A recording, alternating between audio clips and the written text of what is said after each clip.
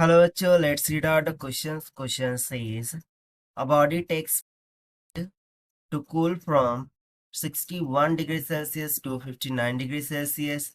If the temperature of the surrounding is 30 degrees Celsius, the time taken by the body to cool from 51 degrees Celsius to 49 degrees Celsius is. So यहाँ पर हमसे बोला जा रहा है कि एक बॉडी है वो 4 मिनट्स का टाइम लेती है.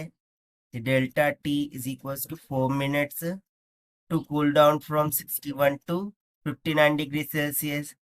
यदि सराउंडिंग टेम्परेचर Ts बराबर 30 डिग्री हो,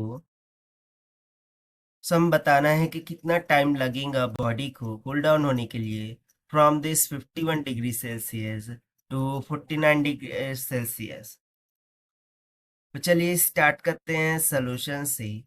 but before of its, let's talk about the key concept which we are going to use here for this question. So हम यहाँ पर न्यूटन्स लॉ ऑफ कूलिंग का यूज करेंगे, बिकॉज जो change in temperature है per unit time उसको हम Newton's law of cooling के जरिए दिया जाता है. सो इसका फॉर्मूला हो जाता है change in temperature divided by change in time.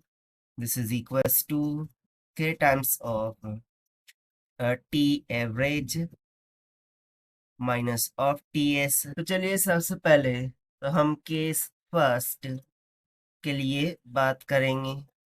So case first में क्या हो रहा है, फॉर द 4 मिनट्स ये 61 से तो 59 डिग्री सेल्सियस तक कूल डाउन हो रहा है. सो हम सेम फॉर्मूले को यहाँ पर रिराइट करेंगे कि delta T by delta T is equals to K times है टी एवरेज क्या हो जाएगा, जो हमें टेम्परेचर दे रखा है उसका एवरेज माइनस में द सराउंडिंग टेम्परेचर. सो देखिए डेल्टा टी क्या होगा. सो बेसिकली 61 माइनस में 59 हो जाएगा. सो इसको हम सब्स्टिट्यूट कर देंगे. 61 minus 59 divided by delta T हो गया 4 is equals to K times of where के is thermal conductivity constant. T average हो जाएगा 61 प्लस 59 डिवाइडेड बाय 2 माइनस में सराउंडिंग टेम्परेचर हो जाएगा 30 डिग्री की. अब इसको हम मान लेते हैं इक्वेशन नंबर फर्स्ट. उस तरीके से हम केस सेकंड को डिस्कस करेंगे, इन विच हम लेट कर लेंगे कि let the new time is small T.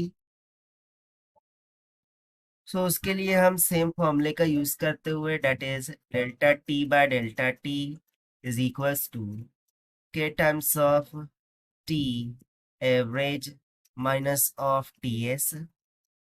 यहाँ से देखिए चेंज इन टेम्परेचर फिर 51 टू 49 के लिए हमें क्या लगाना है फॉर्मूला. सो हो जाएगा 51 minus 49 divided by T calculate करना है. This will be equals to K times of T average हो जाएगा 51 प्लस में 49 डिवाइडेड बाय 2 माइनस 30. इसको हम मान लेंगे इक्वेशन 2. अब हम इक्वेशन 1 को इक्वेशन 2 से डिवाइड कर देंगे. सो के कैंसल आउट हो जाएगा. सो जो भी टर्म्स रिमेन रह जाएंगी डेट इज टी और डिविडेंड में क्या रह जाएगा 4.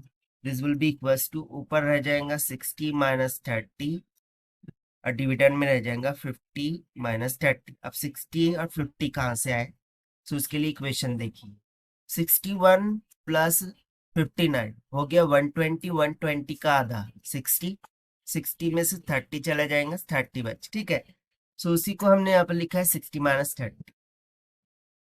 उस तरीके से 51 49 इसका एडिशन 100 हो गया 100 बाय 2 50. सो उसी को हमने यहाँ पर लिखा है 50 माइनस 30. तो चलिए फिर इसको हम फर्दर सिंप्लीफाई करते हैं. So t divided by 4 will comes out equals to 30 divided by 20. 0 से 0 कैंसल, 2 2 ज़ा 4 4 3 2 ज़ा 6 यानी कि t इज इक्वल्स टू आ जाएगा 6 मिनट्स के इक्वल. और यही हो जाएगा हमारा required answer for this question, जो कि हमने फाइंड किया है by using the Newton's law of cooling. So according to given option, option A is correct. So this is the required solution. I hope you understand it well. Best of luck. Thank you.